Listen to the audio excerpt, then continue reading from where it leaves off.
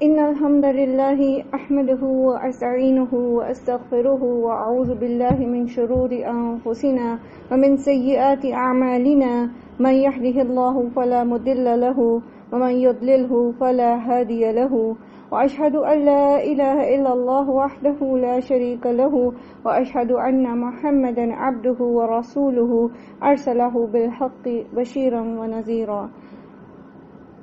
السلام علیکم ورحمۃ اللہ وبرکاتہ. ابتدائیہ کلمات سننے کے بعد آپ کو کہیں ایسا نہ لگا ہو کہ ہم حدیث پڑھنے جا رہے ہیں. انفیکٹ میں نے سوچا کہ میں اس کو بھی اب چونکہ دوسرے طریقے سے جو ابتدائیہ کلمات ہیں سدرا آغاز کر چکی ہوتی ہیں کلاس کا، تو میں نے سوچا کہ میں ان کے ساتھ آغاز کروں. اور چونکہ یہ نبی صلی اللہ علیہ وآلہ وسلم کے الفاظ ہیں، حجۃ الوداع کا جو خطبہ ہے اس کے ابتدائیہ ہے، تو انشاءاللہ اللہ سے امید ہے کہ ہمیں اس کا اجر بھی ملے گا. ایک مسنون جو کلمات ہیں ان کو ادا کرنے کا، اور بہترین طریقہ ہے اللہ سبحانہ تعالیٰ کی حمد بیان کرنے کا اور آپ صلی اللہ علیہ وآلہ وسلم پر درود بھیجنے کا، اور کسی بھی معاملے کی، کسی بھی خطبے کی ابتدا کرنے کا. اور کوئی بھی بات جب ہم اس کی ابتدا کرتے ہیں تو اس کا بہترین طریقہ یہ ہوتا ہے کہ سب سے پہلے اللہ سبحانہ وتعالیٰ کی تسبیح بیان کی جائے. سب سے پہلے اللہ سبحانہ وتعالیٰ کی حمد و ثنا بیان کرنے کے بعد پھر محمد صلی اللہ علیہ وسلم پر درود بھیجا جائے اور پھر اپنی بات کا آغاز کیا جائے. تو آج کی لیسن کی طرف آتے ہیں. آج کا لیسن انشاءاللہ العزیز ہم پڑھیں گے سورہ شورا، اور سورہ شورا میں ہم پڑھیں گے انشاءاللہ آیت نمبر سورہ شورا آیت 38 تک کل ہم نے پڑھ لیا تھا. تھوڑا سا میں نے آپ سے کہا تھا کہ آپ ان کو لسٹ کیجئے گا، جو کوالٹیز اللہ سبحانہ تعالیٰ نے ہائی لائٹ کی ہیں یہاں پر ان لوگوں کی جو جنتوں میں جانے کے حقدار ہیں، جن کے لیے اللہ سبحانہ وتعالی اپنے فضل اور ہمیشہ رہنے والے اجر کی بات کرتے ہیں. تو اب میں سے کس نے اس کو انلسٹ کیا اور اس پہ کوئی کچھ کہنا چاہے؟ اگر آئے نمبر 36 کے اکارڈنگ یہاں سے ہم سٹارٹ کر رہے ہیں. تو وَمَا عِندَ اللَّهِ خَيْرٌ وَأَبْقَى، ابقا مینس جو ہمیشہ رہنے والا ہے، اٹرنل، ابدی. ٹھیک ہے، باقی نہیں، باقی کو ہم باقی سے زیادہ اگر ہم اس کی ٹرانسلیشن یہ کریں کہ ہمیشہ ہی رہنے والا ہے. ٹھیک ہے، ابقا چونکہ افعال کا جو ہے وہ سپرلیٹو ڈگری ہے بیسیکلی، تو سب سے زیادہ ہمیشہ رہنے والا کہہ سکتے ہیں اس کو. تو وہ بہترین اجر، خیرن بہترین اجر جو ہمیشہ رہنے والا ہے وہ کن لوگوں کے لیے ہے؟ تو للذین آمنوا، سب سے پہلے ایمان لانے والے. اور ایمان کیسا ایمان ہوگا؟ ایک لفظ میں بتائیے گا، آپ کی پوری بات کو کلیئر کر دے گا. جسٹ ون ورڈ، جی، شعوری ایمان، پورے شعور کے ساتھ اللہ پر ایمان لانا. اور اللہ پر ایمان لانے کے ساتھ ساتھ پھر ایمانیات کے جتنے بھی ایمان بالغیب اور دیگر وہ ہیں اس کے پارٹس ہیں ایمان کے، ان سب پر شعوری ایمان پورے شعور کے ساتھ، صرف زبان سے نہیں کہنا، صرف ایک ٹریڈیشن لے کر یا ایک انہیریٹنس کے ساتھ چونکہ دین ہمیں ملا ہوا ہے، نہیں، شعوری ایمان. جب انسان کے پاس شعوری ایمان آتا ہے تو نیکسٹ اسٹیپ آسان ہو جاتا ہے، اور وہ کیا ہوتا ہے؟ ٹرسٹ ان اللہ سبحانہ تعالیٰ، توکل علی اللہ، وہ آسان ہو جاتا ہے. پھر توکل علی اللہ کے بیچ میں پھر ہم نے 3 چیزیں سیکھی تھیں کہ توکل علی اللہ کا مطلب کیا ہوتا ہے. یعنی اگر ہم وہ اٹرنل بلیسنگز حاصل کرنا چاہتے ہیں جو اللہ سبحانہ وتعالیٰ نے ان لوگوں کے لیے رکھی ہیں جن میں یہ صفات پائی جاتی ہیں، تو پھر ہمارے اندر توکل جو ہے وہ اپنے ان تینوں مطلب کے ساتھ، یعنی تینوں معنوں کے ساتھ وہ موجود ہونا چاہیے. اور وہ کیا ہے توکل؟ 3 معنی کل ہم نے اس کے کیے تھے. جی، 3 معنی ہم نے پڑھے تھے، یعنی جو بیسیکلی معنی نہیں ہیں، these are the part of توکل. اگر یہ ان میں سے ایک بھی مسنگ ہو جاتا ہے تو اس کا مطلب یہ ہے کہ ہمارا توکل یا ٹرسٹ ان اللہ مکمل نہیں ہے. اور چلیں، سب سے پہلے توکل کا مطلب یہ ہے کہ آدمی اللہ سبحانہ و تعالیٰ کی رہنمائی پر اعتماد رکھے. یعنی توکل علی اللہ کا مطلب یہ ہے کہ جو کچھ اللہ تعالیٰ نے ہمیں حلال حرام کی حدود بتائی ہیں، جو اللہ سبحانہ و تعالیٰ نے ہمیں قواعد و ضوابط بتائے ہیں، اور انہی میں ہمارے لیے خیر ہے. یعنی آئی ٹرسٹ ان اللہ کہ جو اللہ تعالیٰ مجھے بتا رہے ہیں کہ do this and don't do this, this is better for me, یہ میرے لیے not rather better, best for me, اس کے علاوہ کوئی میرے پاس چوائس نہیں ہے. یہ سب سے بہترین کوڈ آف لائف ہے جو اللہ سبحانہ تعالیٰ مجھے دے رہے ہیں. ٹھیک ہے، تو یہ توکل کا حصہ ہے. ٹھیک ہے، دوسرا اس کا جو حصہ ہے وہ یہ ہے کہ انسان اسباب اختیار تو کرے لیکن اسباب کے اوپر بھروسہ نہ رکھے، بھروسہ اللہ پر رکھے. اور یہ ایسا نہیں ہونا چاہیے کہ توکل کا مطلب یہ نہیں ہے کہ آپ بستر پہ بیٹھ جائیں اور آپ کہیں کہ مجھے اللہ پر بھروسہ ہے، جو رزق میرے نصیب میں ہے وہ مجھے ملے گا، نہ میں اس کے لیے ایفرٹ کروں گی، نہ میں اٹھوں گی، نہ آٹا گوندوں گی، نہ روٹی پکاؤں گی، بس بیٹھے بیٹھے روٹی پک کے میرے منہ میں خود بخود چلی جائے گی. تو یہ توکل کا غلط معنی ہے. اسباب اختیار کرنا توکل کا حصہ ہے، لیکن اسباب کے اوپر بھروسہ نہیں، بلکہ بھروسہ ان اسباب کے کامیاب ہو جانے پر صرف اللہ سبحانہ و تعالیٰ پر، کہ یہ اسباب تبھی کامیاب ہو سکتے ہیں جب اللہ تعالیٰ چاہیں گے. اور نمبر 3 اس کا حصہ یہ تھا کہ انسان اللہ تعالیٰ کے وعدوں پر یقین رکھے. آپ اس وقت تک اللہ پر بھروسہ کر ہی نہیں سکتے، آپ اس وقت تک مشکل سے مشکل حالات جو آپ کو اللہ کی راہ میں آ سکتے ہیں، آپ اس میں سروائیو ہی نہیں کر سکتے جب تک کہ آپ کو اللہ سبحانہ و تعالیٰ کے وعدوں پر بھروسہ نہ ہو. تو جب تک یہ تینوں چیزیں ہمارے پاس موجود، ہمارے اندر موجود نہیں ہیں، تب تک ہمارا نہ تو ایمان باللہ مکمل ہوتا ہے اور نہ ہی ایمان بالآخرہ مکمل ہوتا ہے، نہ ہی ہم اللہ کے اوپر ایک صحیح معنوں میں بھروسہ کر سکتے ہیں. تو یہ تینوں جو ہیں بیسیکلی توکل کے حصے ہیں. پھر والذین یجتنبون الکبائر الاثم، کبیرہ گناہوں سے بچتے ہیں. اور کبیرہ گناہوں کی بہت دفعہ ہم اس کو انلسٹ بھی کر چکے اور قرآن کریم میں ہم اس کو بارہا پڑھ بھی چکے. تو جان بوجھ کر کبیرہ گناہ نہیں کرتے. والفواحش، اور بے حیائی کے کاموں سے بچتے ہیں. اور فحش کیا چیز ہوتی ہے؟ فحش کا مطلب ہوتا ہے کھلم کھلا برائی، اور قرآن کریم میں جو ہے خاص طور پر زنا کے لیے فحش کا لفظ استعمال ہوا. اسی طرح جو ہے وہ قوم عمل لوط کے لیے فحش کا لفظ استعمال ہوا ہے.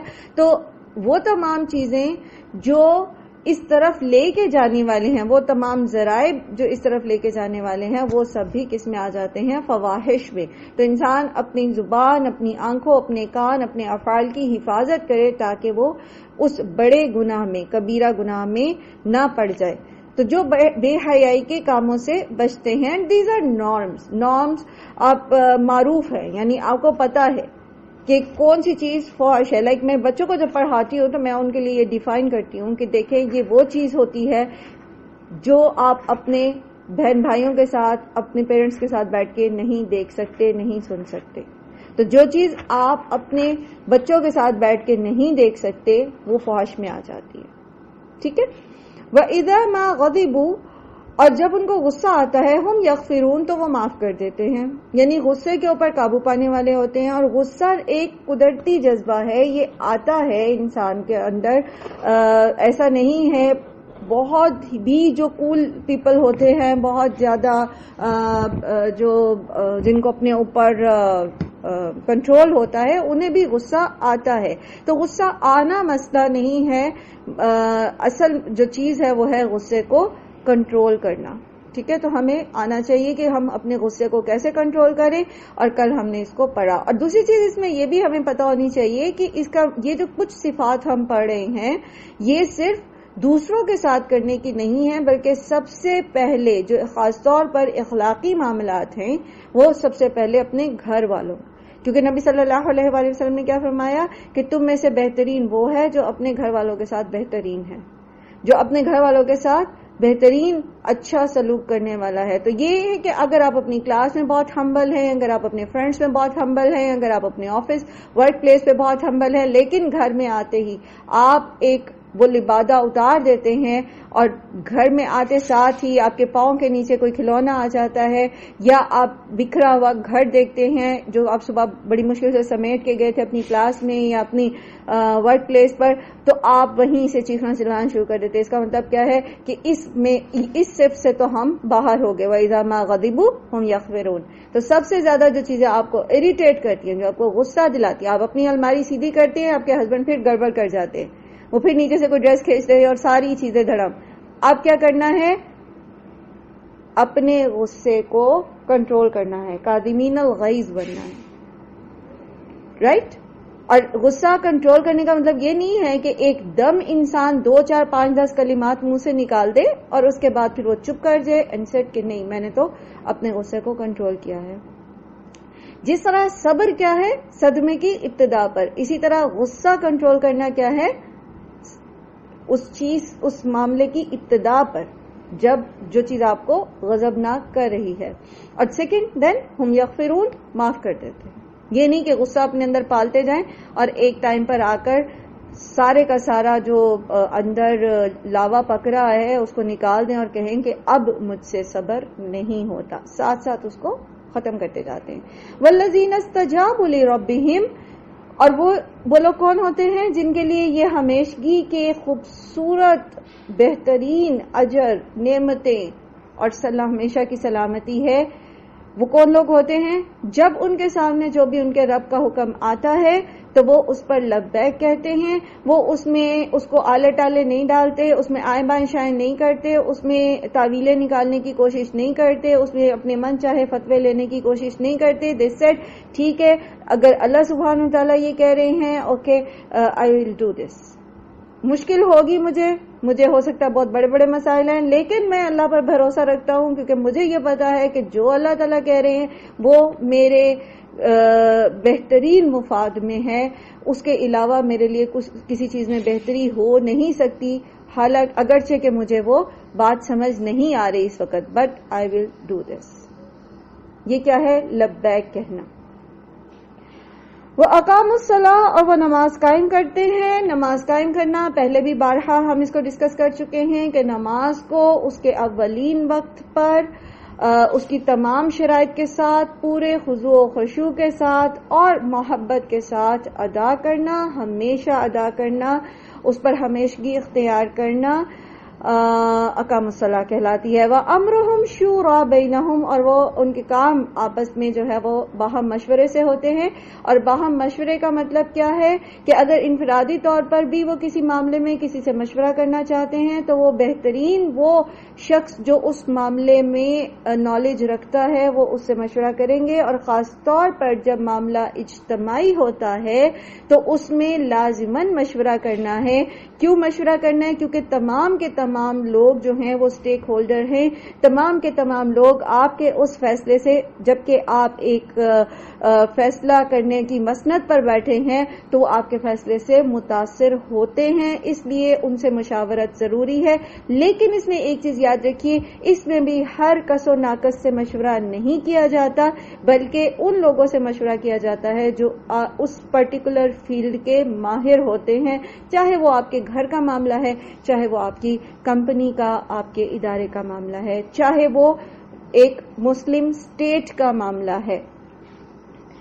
وَمِمَّا رَزَقْنَاهُمْ يُنْفِقُونَ، اور جو کچھ ہم نے ان کو رزق دیا اس میں سے خرچ کرتے ہیں. اور اس میں ہم نے کل یہ پڑھا تھا کہ رزق حلال اللہ سبحانہ و تعالیٰ قبول کرتے ہیں. اور یہاں رزقناہم میں ایک بہت ہی لطیف پہلو یہ بھی ہے کہ جو رزق حلال ہوتا ہے وہی اللہ سبحانہ و تعالیٰ کی طرف سے ہوتا ہے. جو حرام رزق ہے وہ شیطان کے ہتھ کنڈوں میں سے ایک ہتھ کنڈا ہے جو ہمیں اللہ تعالیٰ سے دور کرنے کا سبب بنتا ہے. دوسری چیز یہ کہ رزق میں پھر علم بھی آ جاتا ہے اور مال بھی آ جاتا ہے اور ہنر بھی آ جاتا ہے. اور یہ وہ صفت ہے جو پہلے بھی بارہا آپ پڑھ چکے کہ جیسے اس میں ہم نے پڑھی تھی سورہ آل عمران میں ہی کہ الذین ينفقون فی السراء والضراء، ہر حال میں خرچ کرتے، تنگی میں بھی، تنگی ترشی میں بھی، کشادگی میں بھی، ٹھیک ہے، خوف میں بھی اور تکلیف میں بھی. اور خاص طور پر سورہ بلد میں آپ نے پڑھا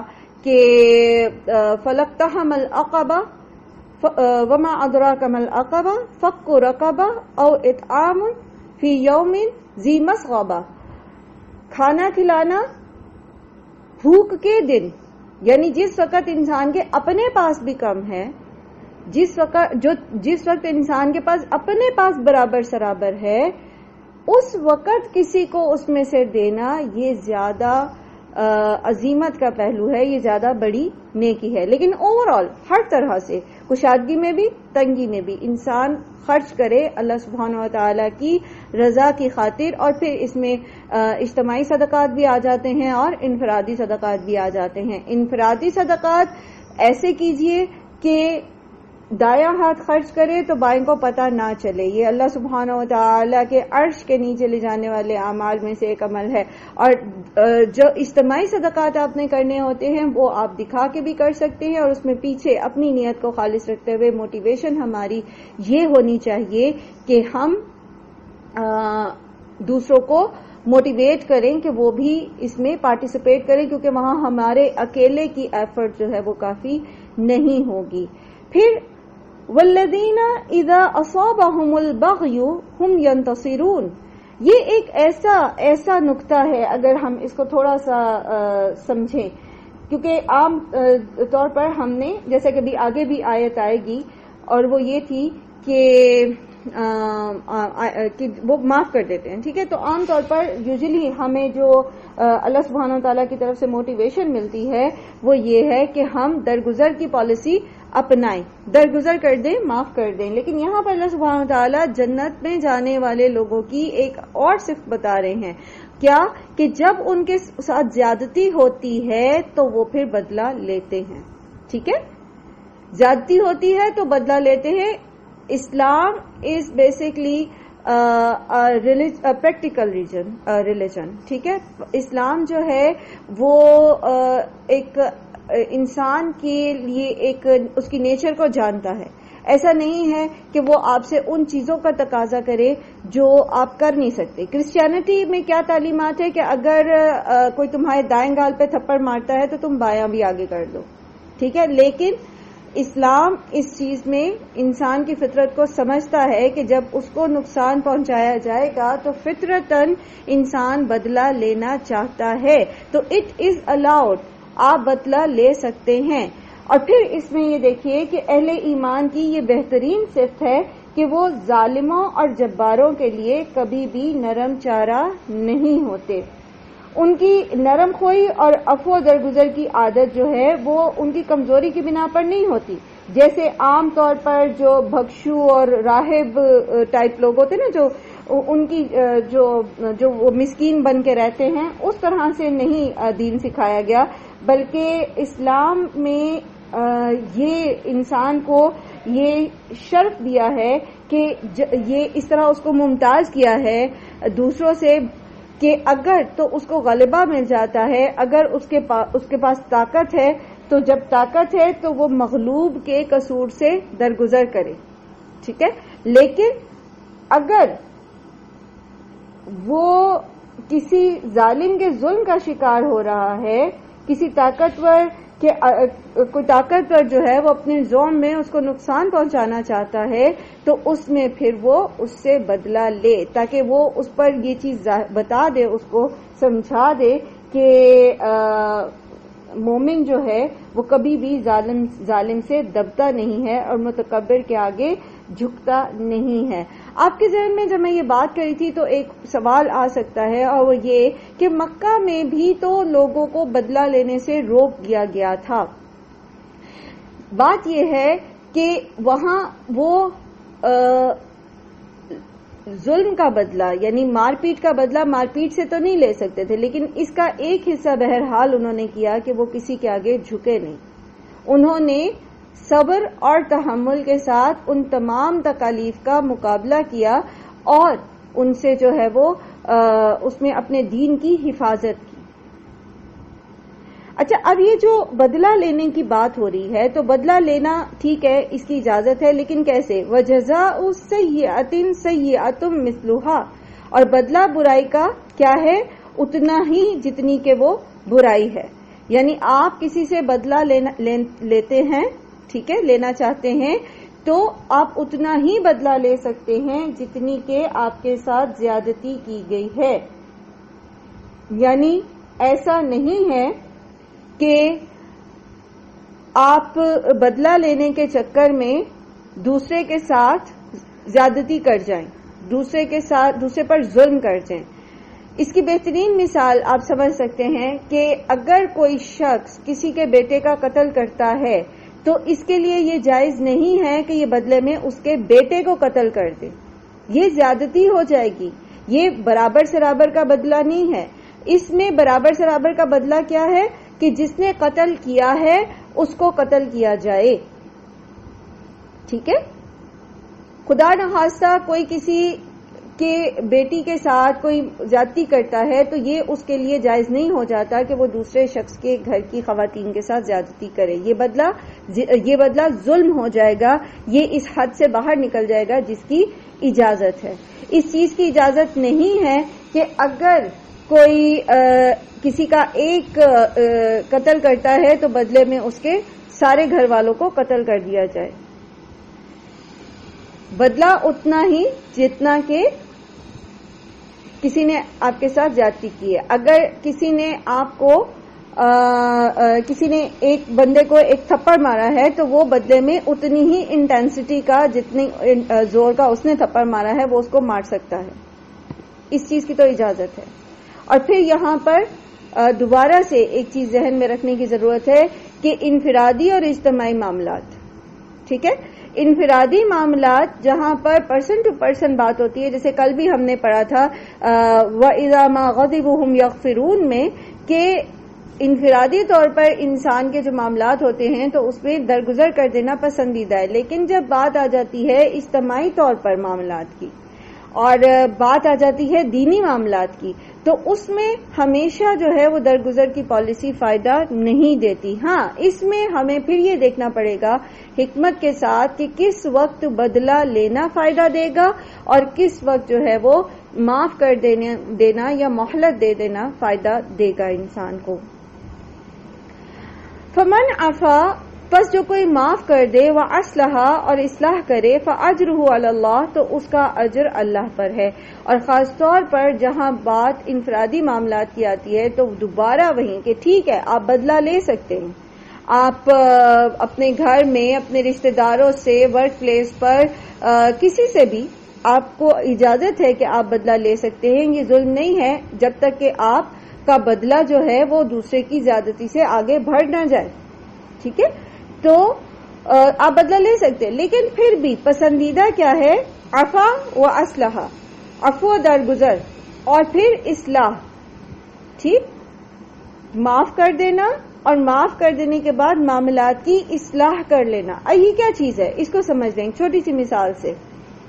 ایک چیز ہوتی ہے کہ آپ معاف کر دیتے ہیں، آپ کے ساتھ آپ کے گھر میں ایک چھوٹی سی مثال دینا چاہوں گی کہ آپ کی دیورانی ہے، مثال کے طور پر دیورانی ہے، جیٹھانی ہے، یہ کوئی اور ریلیشن ہے، تو آپ کو لگا کہ اس نے آپ کے ساتھ ایک غلط بات کی، آپ کے ساتھ زیادتی ہوئی ہے، اینڈ یو سیڈ کہ ٹھیک ہے میں معاف کرتی ہوں. اب آپ نے معاف تو کر دیا لیکن آپ کے اور اس کے بیچ میں ریلیشن اسٹرانگ نہیں ہوں گے جب تک کہ آپ اس کے دل میں آنے والی اس بدگمانی کو ختم نہیں کرتے. سمجھ رہے؟ یعنی آپ کو ایک سٹیپ فارورڈ جانا پڑے گا. صرف معاف کر دینا اس بڑے اجر، وہ جو فَأَجْرُهُ عَلَى اللَّهِ ہے نا، جس کو اللہ تعالیٰ نے مینشن بھی نہیں کیا کہ کتنا بڑا اجر ہے، تو وہ اجر پانے کے لیے آپ کو پھر ایک سٹیپ فارورڈ جانا پڑے گا اور اس بدگمانی کو دور کرنا پڑے گا جس کی وجہ سے وہ مسئلہ کریٹ ہوا تھا. آپ حق پر ہیں، آپ کو پتہ ہے آپ حق پر ہیں، لیکن پھر بھی آپ آگے بڑھتے ہیں اور آپ اس کو گلے لگاتے ہیں اینڈ یو مطلب ان سے آپ اس طرح سے بات کرتے ہیں کہ آپ اپنے ریلیشن کو اسٹرانگ کریں. بات سمجھ رہے ہیں؟ اصلاح کا معنی سمجھ رہے ہیں؟ اصلاح کرنا، معاملات کو سلجھانا. مومن صرف معاف کر کے سائڈ پہ نہیں ہو جاتا، مومن مسئلوں کو درست کرنے کی کیپیبلٹی رکھتا ہے. کیسے رکھتا ہے؟ ایک مومن کیسے رکھتا ہے؟ آپ ایک مومن سے لا یکلف اللہ نفسا الا وسعہا، اللہ تعالیٰ نے ہم پر کوئی ایسی لائبلٹی نہیں ڈالی جو ہم پوری نہ کر سکیں، رائٹ؟ تو اللہ از سیئنگ کہ آپ معاف کر دیں اور پھر آپ اس کو درست کریں، معاملے کو آپ اس کی اصلاح کریں، تو اس کا مطلب ہے ہم کر سکتے ہیں. ٹھیک، اب آپ میں سے کون بتائے گا کہ مومن سے یہ ڈیمانڈ کیوں کی جا رہی ہے اور کیوں ایکسپیکٹ کیا جا رہا ہے کہ مومن ایک گڑبڑ معاملے کو جہاں پر وہ خود درست ہے اور دوسرا فریق غلط ہے، وہ نہ صرف یہ کہ فریق مخالف کو سے بدلہ نہیں لے رہا، اس کو معاف کر رہا ہے، بلکہ وہ اس معاملے کو درست کرنے کے لیے ایفرٹس بھی لگا رہا ہے. تو مومن ایسا کیسے کر سکتا ہے بتائیے؟ سب سے پہلا پوائنٹ جو نعیمہ نے شیئر کیا، کیونکہ مومن اس بندے کو نہیں دیکھ رہا ہوتا. سب سے بنیادی چیز جو ہمیشہ سے میں ہائی لائٹ کرتی آئی ہوں کہ معاملہ آپ کا اور اس دوسرے بندے کا نہیں ہے، معاملہ آپ کا اور اللہ کا ہے. تو مومن ہمیشہ اللہ کی طرف دیکھ رہا ہوتا ہے. وہ جو بھی سچویشن اس کے سامنے آتی ہے وہ کہتا ہے کہ اس کو مجھے ویسے ہی ٹیکل کرنا ہے جیسا کہ اللہ تعالی چاہتے ہیں. ٹھیک ہے، تو وہ اپنا اجر اللہ تعالیٰ سے چاہتا ہے. تو بہت سارے کام، بہت ساری چیزیں اس کے لیے بہت معمولی بن جاتی ہیں جو دوسرے لوگوں کے لیے بہت مشکل ہوتی ہیں اور وہ اس کا تصور بھی نہیں کر سکتے، لیکن مومن کے لیے وہ ایک چھوٹی سی بات ہوتی ہے. جی، اور نعیمہ نے جو پوائنٹ ہائی لائٹ کیا تھا اس سے پیچھے یہ سٹیپ آتا ہے علم نافع جو آسیہ نے ہائی لائٹ کیا. ٹھیک ہے، علم نافع، اگر علم نافع ہوگا تبھی وہ اللہ سبحانہ و تعالی اور اپنے ریلیشن کو کے خاطر جو ہے وہ دوسروں کے ساتھ جو ریلیشنز ہیں ان کو درست کرنے کی کوشش کرے گا. جی ارم، تیسری چیز کیا ہے علم نافع کے بعد؟ آخرت کا اجر. ٹھیک ہے، آخرت کے اجر پر جب انسان کی نظر ہوتی ہے نا تو وہ اپنی عزت جو ہے وہ اللہ کی نظر میں دیکھتا ہے اور کہتا ہے کہ اچھا نبی صلی اللہ علیہ وآلہ وسلم نے مجھے یہ بتایا کہ اگر میں حق پر ہونے کے باوجود صرف جھگڑا ختم کرنے کے لیے میں اپنا حق چھوڑ دیتا ہوں تو جنت کے بیچوں بیچ میرے لیے گھر کی ضمانت ہے. تو میں یہاں دنیا میں پتہ نہیں کتنے سال جیوں گا اور کتنے ایکڑوں میں بنا لوں گا گھر. کون بنا پاتا ہے آج کل کے دور میں ایکڑوں میں گھر؟ لیکن بہرحال پھر بھی وہ کیا ہے، وہ ختم ہو جائے گا. لیکن وہ گھر جو جنت کے درمیان میں مجھے ملنے والا ہے اس کے لیے اگر میں آج چھوٹی سی قربانی دے دیتا ہوں تو یہ مشکل نہیں ہے. اوکے، آخرت پر نظر رکھنے سے موٹیویشن ملتی ہے مومن کو اور وہ اپنا جو ہے وہ معاف کر کے اصلاح کی طرف جاتا ہے. اصل میں معاف کر دینا کمپیریٹیولی آسان ہے. ٹھیک ہے، معاف کر دینا پھر بھی آسان ہے، لیکن معاف کرنے کے بعد ایک سٹیپ فارورڈ جا کر چیزوں کو درست کرنے کے لیے آپ کی غلطی نہ ہونے کے باوجود سوری کر کے ایک سپیس بنانا اپنے لیے تاکہ آئندہ کے لیے آپ اس کے اندر بہتری لا سکے اپنے ریلیشنز کے اندر. It's quite difficult. موسیٰ کا پوائنٹ کیا ہے کہ مومن دل کا سکون چاہتا ہے. مومن کو دنیاوی نعمتوں، دنیاوی چیزوں اور دنیاوی عزت اور ذلت سے زیادہ وہ جو اس کی حیات طیبہ ہوتی ہے نا وہ عزیز ہوتی ہے. تو وہ پھر اس کے لیے یہ آسان ہو جاتا ہے کہ وہ اپنی اندر کی دنیا کو بچا لے، اس کو پراگندہ نہ ہونے دے. کیونکہ اگر پیس آف ہارٹ نہیں ہوگا، اگر آپ دلی طور پر اطمینان اور سکون میں نہیں ہوں گے تو آپ آگے بھی معاملات کو بجائے سدھارنے کے مزید خراب کریں گے.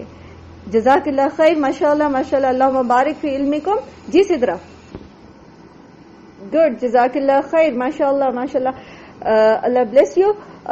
تقوی، ٹھیک ہے، مومن ہر وقت ایک الارم کے ساتھ ہوتا ہے اور ہمیں پتا ہے کہ الارم جو ہے وہ پہلے بھی ہم نے تقوی کی ڈیفینیشن میں پڑھا تھا کہ تقوی از بیسکلی این الارم جو آپ کو چکنا رکھتا ہے کہ آپ کیا کرنے جا رہے ہیں. ٹھیک ہے، تو مومن چونکہ اس کے اندر تقوی ہوتا ہے، اللہ سبحانہ تعالیٰ کی خشیت ہوتی ہے، تو وہ پھر بہتر طریقے سے معاملات کو ہینڈل کر لیتا ہے اور وہ اپنی ذات کی بجائے اپنی ذات کو پریفر کرنے کی بجائے اپنے دین کو اور اللہ سبحانہ تعالیٰ کے ساتھ اپنے تعلق کو مضبوط رکھنے کی فکر کرتا رہتا ہے. گڈ، ماشاءاللہ. جی رقیہ. گڈ، جزاک اللہ خیر. ہاں جزاک اللہ خیر. جی جزاک اللہ خیر. رقیہ کے پوائنٹ سے جو چیز ہم ہائی لائٹ کرتے ہیں وہ یہ ہے کہ توکل علی اللہ. مومن کے اندر توکل ہوتا ہے اللہ پر.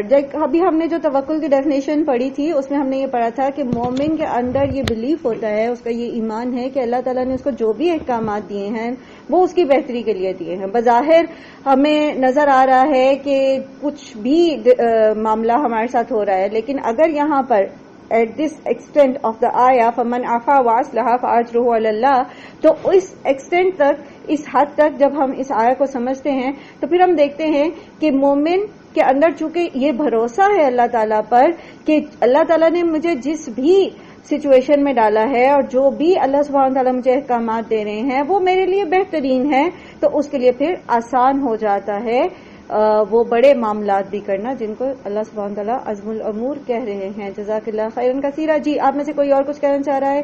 نعیمہ کا مائک میں نے 2 دفعہ میوٹ کیا. جی نعیمہ. اس پوائنٹ میں آپ دیکھیے کہ جو ہائی لائٹ کرنے کی چیز ہے توکل علی اللہ کے بعد کہ مومن جو ہے، جیسا کہ رقیہ نے ہائی لائٹ کیا کہ اللہ پر، اللہ کے احکامات پر توکل کرنے والا ہوتا ہے. ٹھیک ہے. عاطف کے پوائنٹ پھر وہ علم نافع کی طرف جاتا ہے. ٹھیک ہے. علم نافع ہے ہمارے پاس. علم نافع کیا ہے؟ قرآن اور حدیث کا علم. اور ابھی جیسے نعیمہ نے کہا تو اس میں یہ ہے کہ مومن مشکل کام اس لیے کر لیتا ہے کیونکہ مومن ایک براڈر پکچر دیکھ رہا ہوتا ہے. ٹھیک ہے. جیسے انہوں نے کہا نا، رقیہ نے بھی کہا، نعیمہ نے بھی کہا کہ آپ جب معاف کرتے ہیں، مومن کے جب اخلاقیات اچھے ہوتے ہیں تو لوگ لا محالہ اس سے متاثر ہوتے ہیں، دین کی طرف راغب ہوتے ہیں. تو بیسیکلی مومن صرف اپنے اور اس بندے کے معاملے کو نہیں دیکھ رہا ہوتا، مومن ایک براڈر پکچر دیکھ رہا ہوتا ہے. وہ نسلوں تک دیکھ رہا ہوتا ہے کہ نسلوں پر اس چیز کے اثرات کیسے جائیں گے، اور دیگر افراد جو میرے اور جو میرے سامنے بندہ کھڑا ہے جس کے ساتھ میرا جھگڑا ہو رہا ہے، اس کو دیکھنے والے جو 8-10 لوگ اور ہیں وہ سیکھ رہے ہیں مجھ سے. جو مجھ سے جھگڑا کر رہا ہے اس کے پاس علم نہیں ہے، علم میرے پاس ہے. وہ ایمان کی شاید اس درجے پہ ابھی نہیں ہے جو قرآن پڑھ کے میرے پاس ہے. تو مجھے لوگوں کے سامنے وہ پکچر پیش کرنی ہے جو اللہ سبحانہ وتعالی چاہتے ہیں کہ لوگوں کو دین کی دکھائی جائے.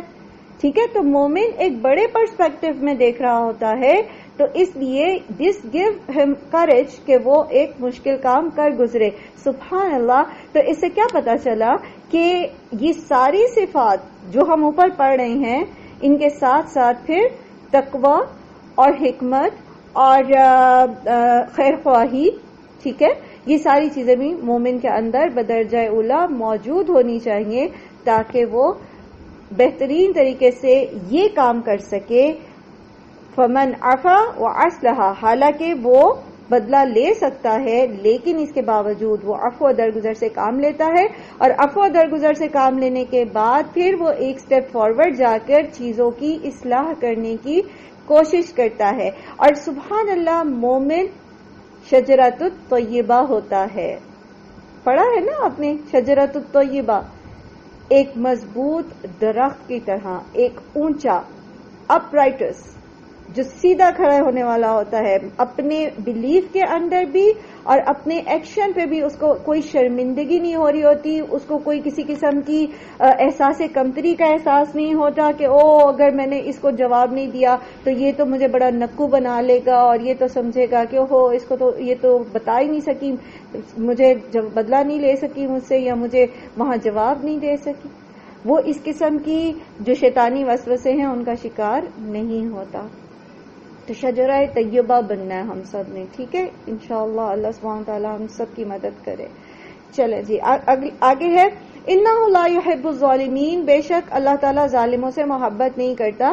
تو وجزاء سیئۃ سیئۃ مثلھا، ٹھیک ہے، بدلہ اتنا ہی جتنا کہ آپ کے ساتھ زیادتی کی گئی ہے، دس از الاؤڈ، آپ لے سکتے ہیں، لیکن یاد رکھیے اگر آپ اس سے آگے چلے گئے تو پھر آپ مظلوم کی بجائے ظالم کی کیٹیگری میں چلے جائیں گے.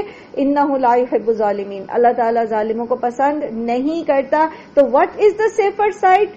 کہ معاف کر دیں، اور پھر سیفر سائڈ کے بعد اس میں پھر اور اپنے لیے بہترین پانے کے لیے کیا کریں؟ اصلاح کر لیں، اصلاح کریں. ٹھیک ہے، بدلہ لینا آسان ہے اور سم ٹائم بدلہ لے کر انسان کو ایک اطمینان بھی محسوس ہوتا ہے، لیکن ریونج جو ہے وہ اتنے براڈر ایڈوانٹیجز نہیں دیتا جتنے دور، جسے کہتے ہیں نا دور رس نتائج.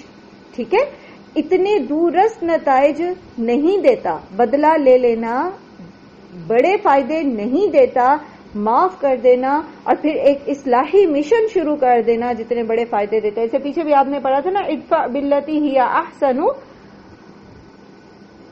فاذا الذی بینک وبینہ عداوۃ کأنہ، کیا تھی وہ آیت؟ آپ ہاں جی، میں کأنہ ولی حمیم.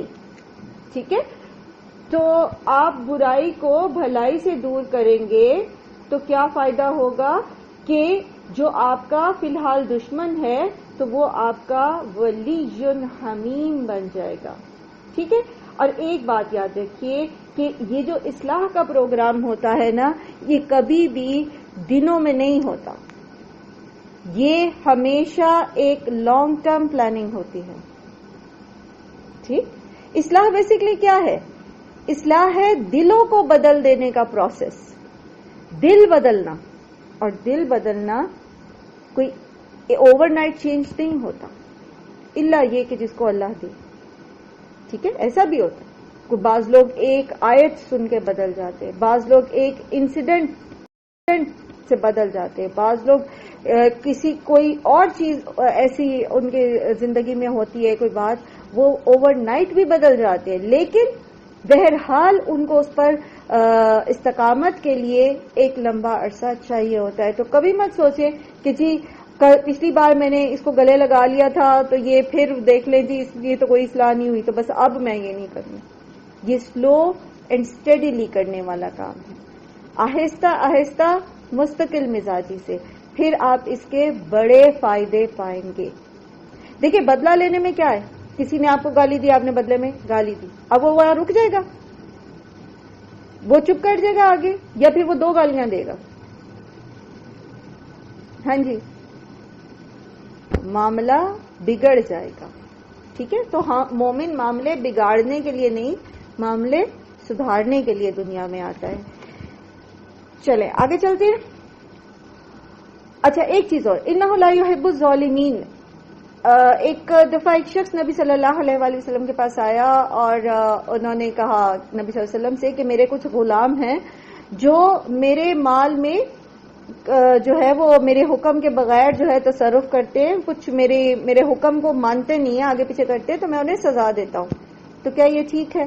تو نبی صلی اللہ علیہ وآلہ وسلم نے فرمایا کہ اگر تو تمہاری سزا اور ان کی حکم عدولی یا انہوں نے جو گڑبڑ کی ہے وہ برابر ہے تو پھر تو ٹھیک ہے، لیکن اگر تمہاری سزا ان کی اس حکم عدولی سے بڑھ گئی تو تم ظالموں میں شمار ہو گئے.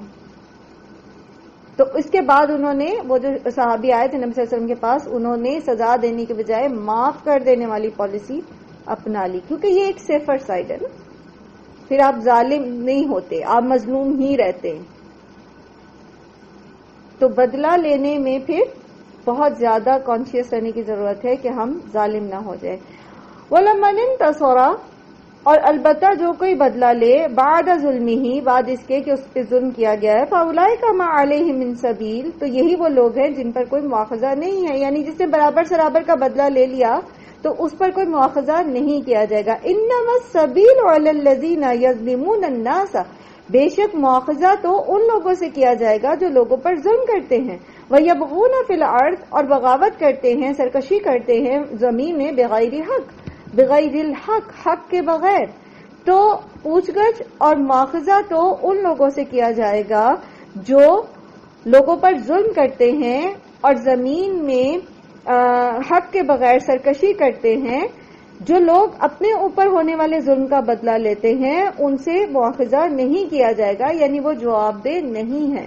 اس پہ پھر وہی بات آ گئی کہ بدلہ اتنا جتنا کہ ظلم کیا گیا ہے اس سے زیادہ نہیں، ورنہ پھر کیا ہو جائے گا، یظلمون علی الناس والی اس میں آ جائیں گے کیٹیگری میں۔ اولئک لہم عذاب علیم، یہ وہ لوگ ہیں جن کے لیے دردناک عذاب ہے۔ ولمن صبر وغفر ان ذلک لمن عزم الامور، اور البتہ جس نے صبر کیا، جس نے معاف کر دیا، تو بے شک یہ بہت ہمت کے کاموں میں سے۔ بار بار ایک ہی بات، معاف کر دے، چھوڑ دے۔ آپ نبی صلی اللہ علیہ وآلہ وسلم اور صحابہ کو ذرا امیجن کریں، ان کے ساتھ کیا کیا ظلم اور کیا کیا زیادتیاں ہو رہی تھیں۔ ان وربلی ابیوز کیا جا رہا تھا، فزیکلی ابیوز کیا جا رہا تھا۔ These are the two main things جو کہ کسی کے ساتھ کوئی زیادتی کر سکتا ہے، کہ زبانی کسی کو تکلیف پہنچائے، مالی طور پر کسی کو نقصان پہنچائے، یا جسمانی طور پر کسی کو کوئی تکلیف دے۔ ٹھیک ہے، تو یہ تینوں کام ان کے ساتھ ہو رہے تھے، اور آپ نے دیکھا تمام مکی صورتوں میں اللہ سبحانہ و تعالیٰ نے کیا فرمایا کہ معاف کر دیں، درگزر کرتے ہیں، معاف کرتے ہیں، درگزر کرتے ہیں، ایون اجتماعی معاملات میں بھی، کیونکہ یہ حکمت کا تقاضا تھا۔ تو معاف کر دینا جو ہے وہ ہمیشہ اس لیے بھی نہیں ہوتا کہ انسان جو ہے وہ ایک موٹیویشن میں ہوتا ہے کہ نہیں میں نے بس معاف ہی کر دینا اس کو، اور لیکن اس لیے بھی ہوتا ہے بعض اوقات کہ اس وقت جواب دینا یا اس وقت بدلہ لینا حکمت کے خلاف ہے، وہ معاملے کو زیادہ بگاڑ سکتا ہے۔ تو انسان پھر جب ایک پراپر ٹائم آئے تو پھر وہ اس کو زیادہ بہتر طریقے سے سمجھا سکتا ہے، بتا سکتا ہے، بہتری کی طرف لا سکتا ہے۔ ٹھیک ہے، اور یہاں پر کیا بتا رہے ہیں اللہ سبحانہ تعالیٰ؟ صاف صاف بتا رہے ہیں وَلَمَنْ صَبَرَ وَغَفَرَ، تو جو کوئی صبر کرتا ہے اور معاف کر دیتا ہے تو ان ذالک لمن عزم الامور، آسان نہیں ہے، آسان نہیں ہے، مشکل ہے۔ اپنی بے عزتی برداشت کرنا، اپنے گھر والوں کے لیے ایسی کوئی بات برداشت کرنا، اپنے اوپر کوئی ایسا الزام برداشت کرنا بہت مشکل ہے، لیکن یہ بڑے پرسپیکٹو میں فائدہ دینے والا ہے۔ جب انسان معاف کرتا ہے تو وہ سب سے پہلے تو اپنے آپ کو فائدہ دیتا ہے، وہ ایک پیس آف مائنڈ میں آ جاتا ہے، ورنہ کیا ہے ہر وقت کی کڑن اور جلن کے ساتھ وہ پھر اپنے اوپر آنے والے اور اپنی نہ صرف یہ کہ ایموشنلی بلکہ فزیکلی بھی وہ بیمار پڑ جاتا ہے، پھر وہ بہتر کام نہیں کر سکتا۔ ٹھیک، تو معاف کر دینے کا سب سے بڑا پہلا فائدہ تو انسان کو خود ہی ہوتا ہے۔ پھر یہ کہ دوسروں کے اوپر بھی اچھے اثرات پڑتے ہیں، فوراً نہیں لیکن بائی دا ٹائم بینگ آپ دیکھتے ہیں کہ آپ جب مستقل مزاجی سے یہ پالیسی رکھتے ہیں کہ آپ نے پلٹ کے لوگوں کو جواب نہیں دینا اور آپ نے اپنے اکاؤنٹ پر بہترین معاملہ ہی کرنا ہے دوسروں کے ساتھ، تو پھر آپ دیکھتے ہیں کہ ایک سرٹن ٹائم پیریڈ کے بعد، چاہے وہ تھوڑا سا لمبا ہو جاتا ہے، بعض اوقات طویل سالوں پہ چلا جاتا ہے، لیکن پھر آپ دیکھتے ہیں کہ جو بہتری آپ کے سامنے آتی ہے وہ پھر چھوٹی نہیں ہوتی، وہ پھر بہت بڑی ہوتی ہے۔ اس لیے یہ بہت مشکل کام ہے، بہت ہمت کے کام ہے، لیکن ہم سے ایکسپیکٹ کیا جا رہا ہے کہ ہم یہ کر سکتے ہیں۔ وَمَنْ يُضْلِلِ اللَّهُ فَمَا لَهُ مِنْ وَلِيٍّ مِنْ بَعْدِهِ، اور جسے بھٹکا دے اللہ تو اس کے بعد کوئی بھی اس کا کارساز نہیں ہے۔ اور یہاں کس کو کہا جا رہا ہے بھٹکانے کی بات ہو رہی ہے؟ مشرکین مکہ کی بات ہو رہی ہے کہ اس قدر واضح احکامات آ جانے کے باوجود، اس قدر قرآن جیسی بہترین ہدایت سامنے آ جانے کے باوجود، جو نہایت ہی معقول اور مؤثر اور دل نشیں ہے، جو حقیقت پر مبنی ہے، پھر بھی اگر کوئی اس سیدھے رستے کو اختیار نہیں کرنا چاہتا، اپنی آنکھیں بند کر کے رکھنا چاہتا ہے، تو پھر ایسے لوگوں کی آنکھیں اللہ تعالیٰ بھی نہیں کھولتے، اور پھر جس کی آنکھیں اللہ تعالیٰ ہی نہ کھولے اس کی آنکھیں کون کھول سکتا ہے۔ وَتَرَى الظَّالِمِينَ لَمَّا رَأَوُا الْعَذَابَ، اور آپ دیکھیں گے ظالموں کو کہ جب وہ دیکھ لیں گے عذاب، یقولون هل الى مرد من سبیل، تو وہ کہیں گے کہ کیا ہے کوئی واپسی کی طرف لوٹنے کا راستہ۔ وَتَرَاهُمْ يُعْرَضُونَ عَلَيْهَا خَاشِعِينَ مِنَ الذُّلِّ، اور آپ دیکھیں گے انہیں کہ وہ پیش کیے جائیں گے اس پر یعنی جہنم پر جھکے ہوئے ذلت کی وجہ سے، ینظرون وہ دیکھیں گے من طرف خفی چھپی ہوئی آنکھوں سے، یا جسے آپ کہتے ہیں نا کن اکھیوں سے دیکھنا. وقال الذین آمنوا اور وہ لوگ جو ایمان لائے وہ کہیں گے ان الخاسرین بے شک خسارہ پانے والے ہیں، الذین وہ لوگ جو خسروا جنہوں نے خسارے میں ڈالا، انفسہم اپنے نفسوں کو، واہلیہم اور اپنے گھر والوں کو، یوم القیامہ قیامت کے دن. الا ان الظالمین فی عذاب مقیم اور خبردار یاد رکھیے کہ بے شک ظالم لوگ جو ہیں وہ ہمیشہ کے عذاب میں گرفتار رہیں گے. یہاں پر ان لوگوں کی کیفیت بتائی گئی ہے قیامت کے دن جب وہ جہنم پر پیش کیے جائیں گے کہ دنیا میں تو وہ آنکھیں بند کیے ہوئے ہیں اللہ سبحانہ و تعالیٰ کی تعلیمات سے، قرآن کریم سے، اور اس کو جھٹلا رہے ہیں، لیکن آخرت میں وہ جب اس کو اپنے سامنے دیکھ لیں گے تو وہ خوف اور ڈر کے مارے نہ تو اس سے آنکھیں بند کر سکیں گے نہ اس کو ایکسپٹ کر سکیں گے. اور جیسے کسی شدید خوف کی بنا پر انسان جب آنکھیں بند کرتا ہے تو اس کا خوف ختم نہیں ہوتا، تو کیا ہوتا ہے وہ تھوڑی تھوڑی سی آنکھیں کھول کے ایسے چوری چھپے اس چیز کو دیکھتا ہے جس سے اس کو خوف لاحق ہو رہا ہوتا ہے. تو ان کی بھی یہی کیفیت ہوگی. لیکن بات دراصل یہ ہے کہ وہ اس بڑی حقیقت کو انہوں نے دنیا میں نہیں مانا.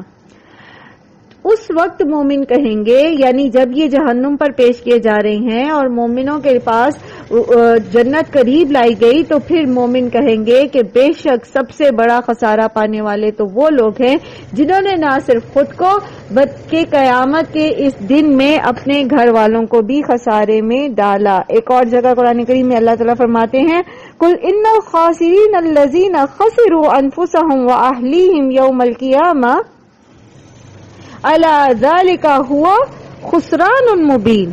کہہ دیجئے کہ سب سے زیادہ خسارہ پانے والے لوگ تو وہ ہیں جنہوں نے قیامت کے دن اپنے آپ کو اور اپنے گھر والوں کو خسارے میں ڈال دیا. اور خبردار یہ سب سے بڑا کھلا خسارہ ہے. خسران فعلان کے وزن پر ہے، مبالغے کا صیغہ ہے. یہاں پر بھی یہی بتایا جا رہا ہے کہ اصل خسارہ پانے والے تو وہ ہیں جو قیامت کے دن خسارے میں رہے. تو یہ ایک اور چیز جیسے ہم نے ابھی ہائی لائٹ کیا نا کہ مومن کیسے موٹیویٹ کر لیتا ہے اپنے آپ کو مشکل کام کرنے پر، صبر کرنے پر، معاف کرنے پر، شکر کرنے پر، ہر حال میں اللہ کا شکر گزار رہنے پر. تو اس کی وجہ یہ ہے کہ مومن کی نظر قیامت کے دن پر ہوتی ہے، آخرت پر ہوتی ہے نا.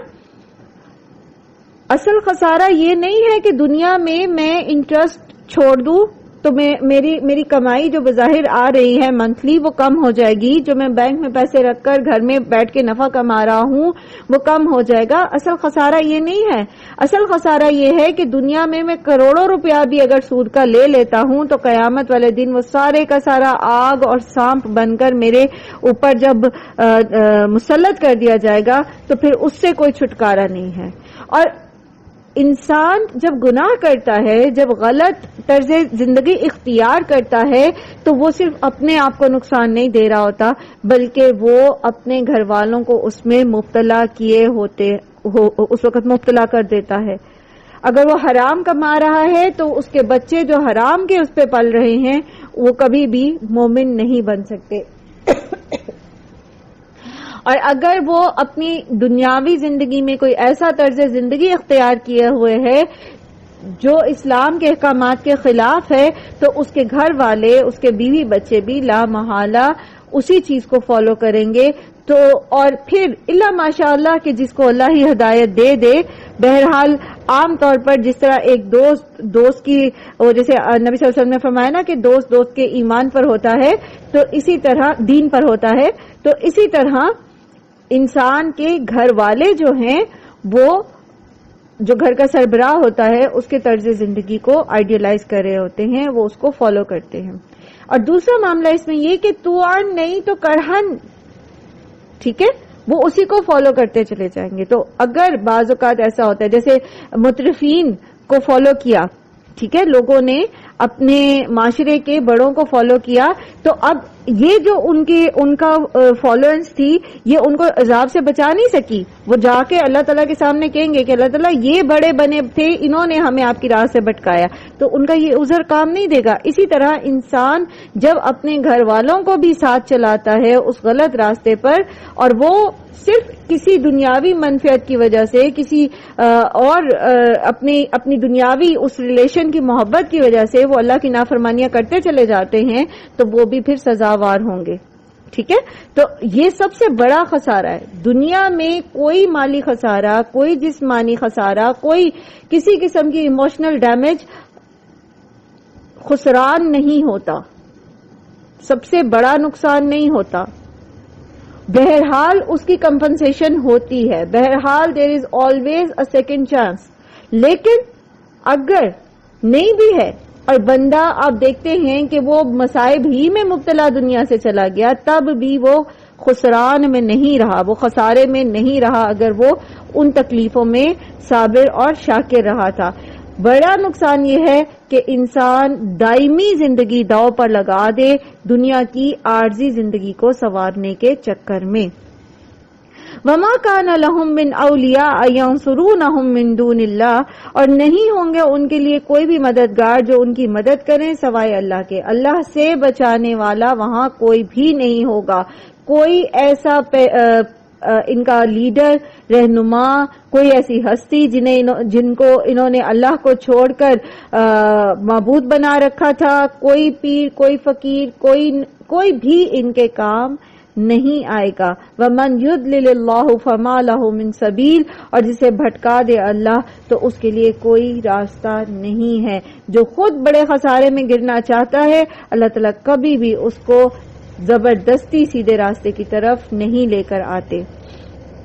استجیبوا لربکم، لبیک کہو اپنے رب کے لیے، من قبل، اس سے پہلے، ان یأتی یوم لا مرد لہ من اللہ، کہ اس سے پہلے آ جائے وہ دن جس کا کوئی ٹلنا نہیں ہے اس کے لیے اللہ کی طرف سے. یعنی قیامت کے آنے سے پہلے اپنے رب کی باتیں مان لو. ما لکم من ملجأ یومئذ، اور نہیں ہے تمہارے لیے کوئی جائے پناہ اس دن. وما لکم من نکیر، اور نہ ہی تمہارے لیے کوئی بھی انکار کی جگہ ہے. نکیر کا معنی جو ہے، نکرہ کا مطلب ہوتا ہے کوئی کسی چیز کو اجنبی سمجھنا یا ناگوار سمجھنا، یا کسی چیز کو ناپسند کرتے ہوئے اس سے چشم پوشی کرنا. تو یہاں تیسرا معنی آئے گا کہ انسان جو ہے وہ جب اس کیفیت میں ہوگا تو پھر اس کے لیے کوئی جائے پناہ نہیں ہوگی. وہ جتنا بھی اس کو ناگوار گزرے وہ عذاب، جتنا بھی وہ اس کو ناپسند کرے، جتنا بھی وہ اس سے بھاگنا چاہے، چشم پوشی کرنا چاہے، چھپنا چاہے، وہ نہیں چھپ سکے گا. فَإِنْ أَعْرَضُوا فَمَا أَرْسَلْنَاكَ عَلَيْهِمْ حَفِيظًا، اور اگر وہ اعراض کریں تو نہیں بھیجا ہم نے آپ کو ان پر نگہبان بنا کر. تمام صحیح باتیں، درست باتیں کھول کھول کر اللہ سبحانہ تعالیٰ نے سامنے رکھ دی. اور سبحان اللہ سبحانہ تعالیٰ اتنے رحیم ہیں کہ انہوں نے قیامت کے وقت ہونے والی جو سچویشنز ہیں وہ بھی ابھی ہمیں ایسے بتا دی کہ ہم اپنی آنکھوں سے دیکھتے ہیں. آج ہم اگر اللہ کی بات نہیں مانتے تو کل ہمارے ساتھ یہ معاملہ ہوگا. سبحان اللہ، جب اتنا کھلم کھلا ہر بات سمجھا دی گئی اور پھر بھی بندہ نہ مانے تو نبی صلی اللہ علیہ وآلہ وسلم کو تسلی دی گئی اور کہا جا رہا ہے کہ ہم نے آپ کو ان پر کوئی نگہبان بنا کر نہیں بھیجا. آپ کا کام کیا ہے؟ ان علیک الا البلاغ، نہیں آپ کی ذمہ داری مگر یہ کہ صرف پہنچا دینا. وَإِنَّا إِذَا أَذَقْنَا الْإِنسَانَ مِنَّا رَحْمَةً فَرِحَ بِهَا، اور بے شک جب ہم چکھاتے ہیں انسان کو اپنی طرف سے کوئی رحمت وہ اس میں خوش ہو جاتا ہے. اور فرحہ کا مطلب صرف خوش ہونا نہیں ہوتا، فرحہ کا مطلب ہوتا ہے اترانا شروع کر دینا، یعنی خوشی میں اتراہٹ آ جانا، انسان کے اندر تکبر آ جانا. اور یہاں پر وہ انسان مراد ہیں جن کا ذکر پہلے بھی قرآن کریم میں بارہا پڑھا گیا، جو ایمان کی حلاوت سے ناآشنا ہوتے ہیں، جسے آپ کہہ سکتے ہیں کم ظرف لوگ. جب خوشی ملتی ہے، جب نعمتیں ملتی ہیں تو اپنی اوقات سے باہر ہو جاتے ہیں. فرحہ کا مطلب کیا ہے؟ اطراحٹ میں آ جانا، دوسروں کو حقیر سمجھنا شروع کر دینا، یہ سمجھنا کہ یہ تو بس جو کچھ بھی ہے یہ میرے ہاتھوں کی کمائی ہے اور میں ان سب سے زیادہ شاید ڈیزرو کرتا ہوں، اور اس پر انسان تکبر کا شکار ہو جائے. وَإِن تُصِبْهُمْ سَيِّئَةٌ، اور اگر پہنچتی ہے انہیں کوئی تکلیف، بِمَا قَدَّمَتْ أَيْدِيهِمْ، ان کے اپنے ہاتھوں کی کمائی ہوتی ہے، فَإِنَّ الْإِنسَانَ كَفُورٌ، تو بے شک انسان اس وقت ناشکری کرنا شروع کر دیتا ہے، بجائے اس کے کہ وہ یہ سوچے، یہ سمجھے کہ یہ مصیبت مجھ پہ آئی کیسے، یہ تکلیف میرے اوپر میری کس غلطی کی وجہ سے آئی ہے. وہ اللہ تعالیٰ کو بلیم کرنا شروع کر دیتا ہے، وہ دوسروں کو بلیم کرنا شروع کر دیتا ہے، فلانے کی غلطی تھی، فلانا یوں کر لیتا تو یہ نہ ہوتا، اگر ایسے اللہ تعالیٰ نے مجھے ہی کیوں میرے اوپر کیا، مجھے اس معاملے میں کیوں ڈالا، میرے ساتھ ہی ایسا کیوں ہوا. ایسا کرنا اصل میں انسان کے صریحاً ناشکرے ہونے کی نشانی ہے. جب اس کو نعمتیں ملتی ہے تب تو وہ یہ نہیں کہتا کہ ہاں یہ مجھ پہ اللہ کا فضل ہے، میں اس قابل نہیں تھا، تب تو وہ اپنی اوقات میں نہیں رہتا، تب وہ کیا کرتا ہے؟ فرحہ بہا، اترانا شروع کر دیتا ہے. اور جب اس پر کوئی مصیبت آتی ہے تو وہ سارا بلیم جو ہے وہ اللہ سبحانہ تعالیٰ کو یا پھر دوسرے لوگوں کو دینا شروع کر دیتا ہے. تو یہ اسی طرح کے طرز عمل کی طرف اشارہ ہے جو ہم پہلے بھی بہت دفعہ پڑھ چکے، لیکن بالخصوص یہاں پر نیکی کی تعلیم، ہدایت کے ساتھ یہ طرز عمل بیان کیا گیا ہے. تو اس سے بات ہمیں ایک یہ بھی سمجھ آتی ہے کہ جو لوگ اس طرح کا ایٹیٹیوڈ رکھتے ہیں، جن لوگوں کے رویے ایسے ہوتے ہیں، یہ کیسا رویہ ہے؟ یہ کیسا رویہ ہے؟ آپ کیا سمجھتے ہیں؟ ایک انتہائی جذباتی آدمی، انتہائی جذباتی اور شیلونیس، جس کا کردار میں شیلونیس ہے، گہرائی نہیں ہے، ثبات نہیں ہے اس کے اندر. تو جس کے اندر ثبات نہیں ہوتا، جس کے اندر حکمت نہیں ہوتی، جو زندگی کو ایسے ہی پانی پر ایک کیا آپ اس کو کہیں گے، ہتھیلی پہ سرسوں جمانے والی کیفیت میں رہتا ہے ہر وقت، تو وہ پھر ہدایت نہیں پا سکتا. کیونکہ ہدایت پانے کے لیے، غور و فکر کرنے کے لیے، تدبر کرنے کے لیے، قربانی کرنے کے لیے بہرحال انسان کے اندر مستقل مزاجی ہونا ضروری ہے کہ وہ پرسکون طریقے سے ایٹ لیسٹ سنے تو، سمجھے تو، سوچے تو. جو شخص جس کا رویہ یہ ہے جیسا یہاں بیان کیا گیا ہے، اس کو اگر آپ اس کی اصلاح کرنے کے لیے صحیح بات بھی بتائیں گے تو وہ فوراً کیا ہو جائے گا؟ فوراً غصے میں آ جائے گا، فوراً ریئیکشنری ہو جائے گا، پینک ہو جائے گا، آپ کی بات نہیں سنے گا، کہے گا چھوڑو تم پہ یہ کیفیت آئی ہوتی تو میں دیکھتا تم کیسا صبر کرتے ہو. بجائے اس کے کہ وہ آپ کی اس صبر کی تلقین کو سمجھے اور اس پر عمل کرے، وہ الٹا افنڈ ہو جاتا ہے. تو اس لیے اس کو ہدایت نہیں ملتی. تو اگر ہم یہ چاہتے ہیں، اور اگر ہم یہ چاہتے ہیں کہ ہمارے بچے ہدایت حاصل کریں، جیسے پہلے بھی آپ نے پڑھا، آگے آئے گا ابھی، کہ ایٹ لیسٹ تم لوگ اس پر غور و فکر کرو جو قرآن ہے، مفہوم آیت کا، اکیلے اکیلے، دو دو ہو کر، یعنی اکیلے بھی غور کرو، مل جل کے بھی غور و فکر کرو، بیٹھو تحمل سے، پھر اس کے اوپر ری ایکشن دو. ٹھیک ہے؟ تو یہ کون کر سکتا ہے؟ ایسا شخص جس کے اندر سکون ہو. تو اگر ہم یہ چاہتے ہیں کہ ہم ہدایت حاصل کریں، اگر ہم یہ چاہتے ہیں کہ ہمارے بچے ہدایت حاصل کریں، تو اس کے لیے پھر یہ تحمل مزاجی جو ہے یہ ہمارے اندر ہونی چاہیے. حالات اور واقعات کو تھوڑا ٹھہر کر، سمجھ کر، پھر اس کے اوپر ری ایکشن دینے والی تربیت ہماری ہونی چاہیے. للہ ملک السماوات والارض یخلق ما یشاء یہب لمن یشاء اناثا ویہب لمن یشاء ذکورا. اللہ ہی کے لیے ہے بادشاہت آسمان اور زمین کی، وہ جو چاہتا ہے پیدا کرتا ہے، اور جس کو چاہتا ہے لڑکیاں دیتا ہے، اور جس کو چاہتا ہے لڑکے دیتا ہے. او یزوجہم، اور جس کو چاہتا ہے ملا جلا کر، یعنی لڑکے اور لڑکیاں، ذکرانا و اناسا، دونوں دیتا ہے. وَيَجْعَلُ مَن يَشَاءُ عَقِيمًا اور جس کو چاہتا ہے وہ بانجھ بنا دیتا ہے. إِنَّهُ عَلِيمٌ قَدِيرٌ بے شک وہ خوب قدرت رکھنے والا ہے. تو یہ سب کچھ، یہ اولاد کا دینا، لڑکے دینا یا لڑکیاں دینا، کسی کو بانجھ کر دینا، کسی کو دونوں طرح کی اولاد دینا، یہ صریحاً اللہ سبحانہ و تعالیٰ کے اپنے ہاتھ میں ہے. اور جس طرح کے مشرکین مکہ کے عقائد تھے کہ انہوں نے کسی کو اولاد دینے والا بنا رکھا تھا، کسی کو جو ہے کوئی اور اختیار دے رکھا تھا، تو یہ اللہ سبحانہ و تعالیٰ کی بادشاہی کے ایبسولوٹ ہونے کی نشانی ہے، جو سب سے قریبی مثال سے دی گئی کہ کسی بھی انسان کے خواہ وہ بادشاہ وقت ہی کیوں نہ ہو، اس کے اختیار میں نہیں ہوتا کہ وہ اگر چاہے تو اس کا بیٹا ہو، وہ اگر چاہے تو اس کی بیٹی ہو. یہ سراسر اللہ سبحانہ تعالیٰ کے اختیار میں.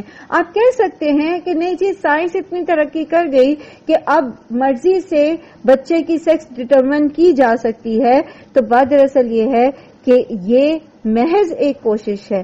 ایسا اگر اللہ نے اس شخص کے نصیب میں لڑکا لکھا ہے تبھی یہ ہوگا، ادروائز یہ نہیں ہو سکتا.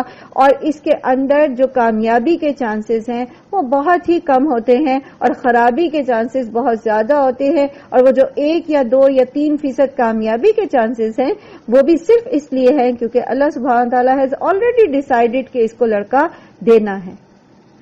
ٹھیک ہے، تو یہ ساری چیزیں جو ہے یہ صریحاً اللہ سبحانہ و تعالیٰ کے مالک مطلق ہونے کی طرف اشارہ کرتی ہیں اور شرک کی نفی کرتی ہیں کہ جس کی یہاں پر اللہ سبحانہ تعالیٰ نے مثال کے ساتھ بتایا. اور یہ دوبارہ سے نیگیٹ کیا گیا مشرکین مکہ کی اس بات کو کہ وہ اللہ کے ساتھ کسی کو شریک ٹھہرائیں.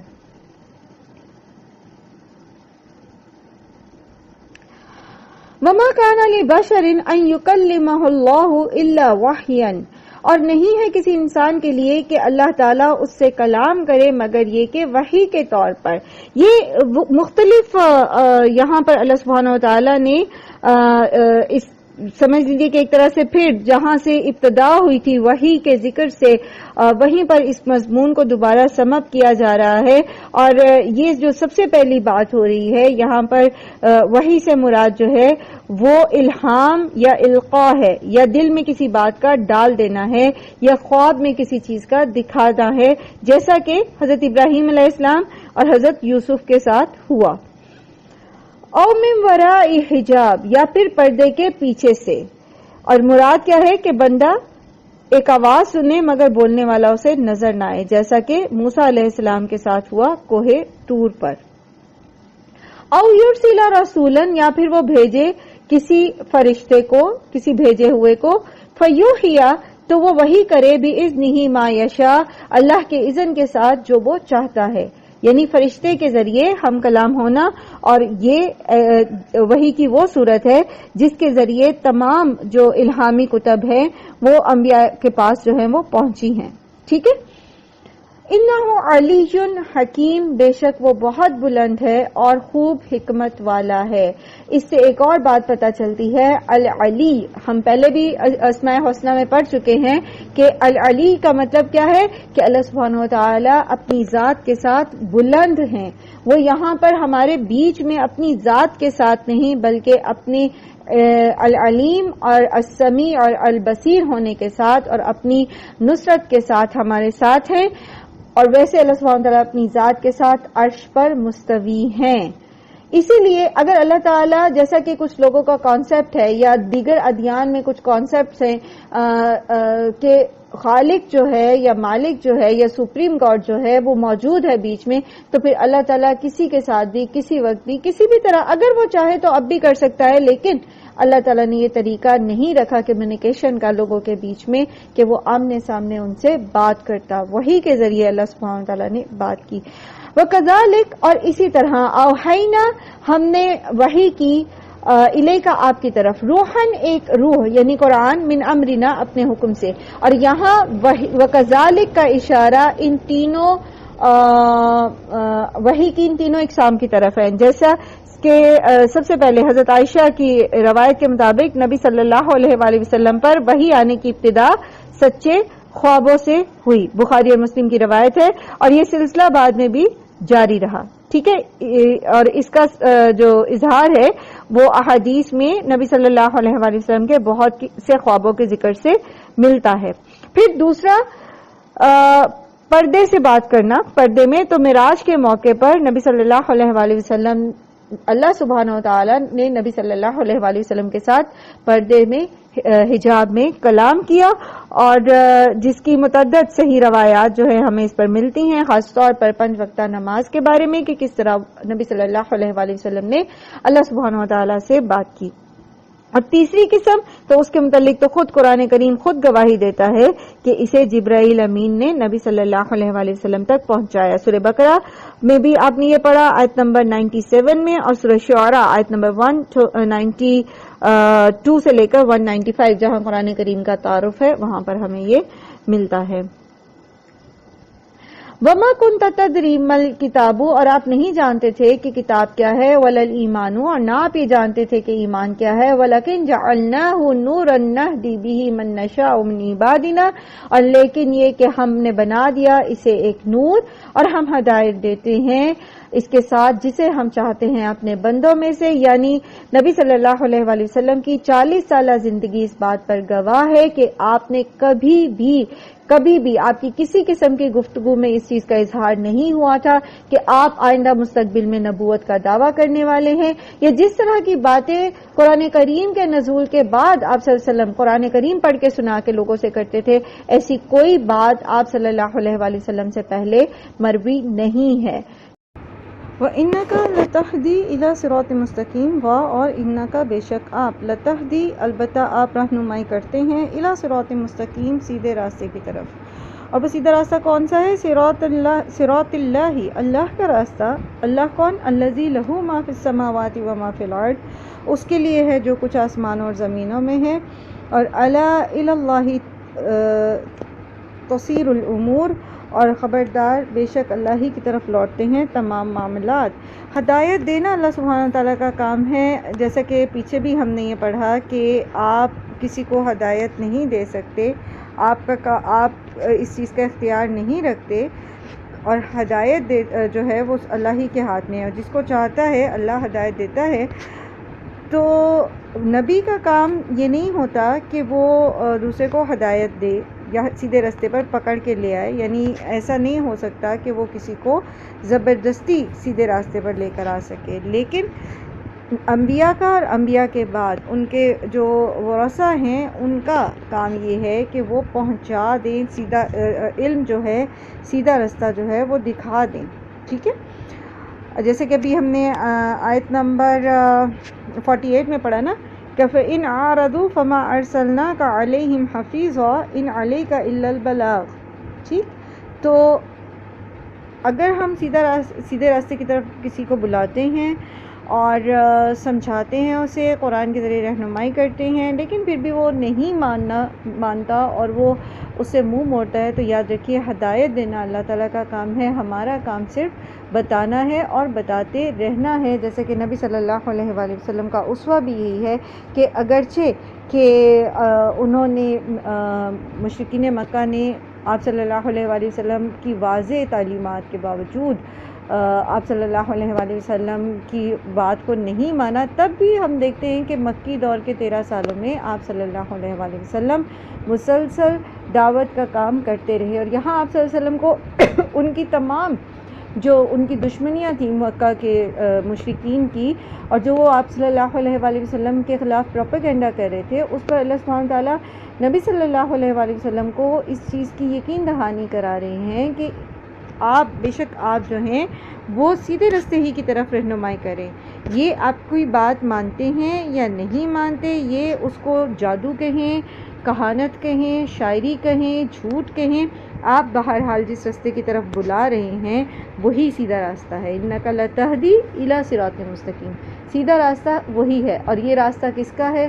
اس اللہ کا بتایا ہوا راستہ ہے جس کے لیے زمین اور آسمان کی تمام چیزیں جو ہیں، جو کچھ زمین اور آسمان میں ہیں وہ سب اسی کی ملک میں ہے، اسی کی بادشاہت میں ہے، وہ اس کا مالک ہے.